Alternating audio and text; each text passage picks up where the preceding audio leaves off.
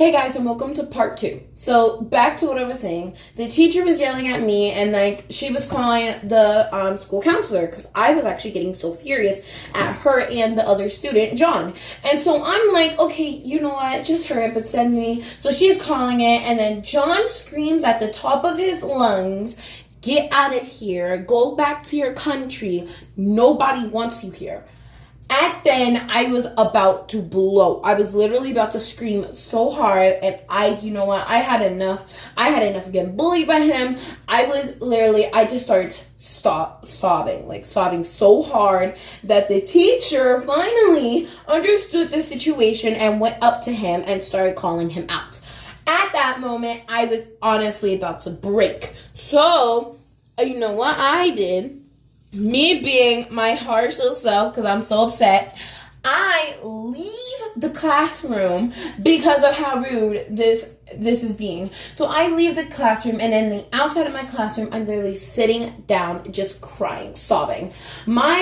The officer in our school, his name is Officer Wilkerson. That's what his name is. We're literally going to tell the truth. He comes up to me while I'm sobbing on the floor, and he's like, "Hey, is everything all right?" I'm like, "No, my teacher's being unfair to me, and this student is being really racist, really mean." So he's like, "Okay, let me take you to the school counselor." Luckily, she was in, and she wasn't dealing with another student.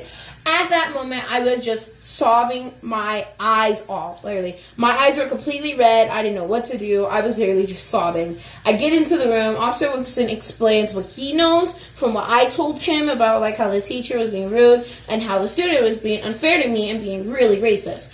So I go into this little special corner in her room where you could just chill, and there's a bunch of stuffies and pillows. I sit down on this beanbag, and I'm just holding this one pillow, just squeezing it and crying. So then the teacher, the counselor, we're going to name her Miss Regina.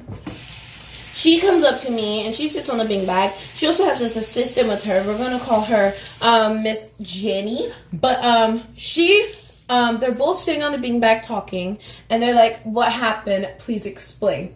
So I'm like, okay, I try so hard to just gather up the courage and not cry my eyes off anymore and tell them what happened.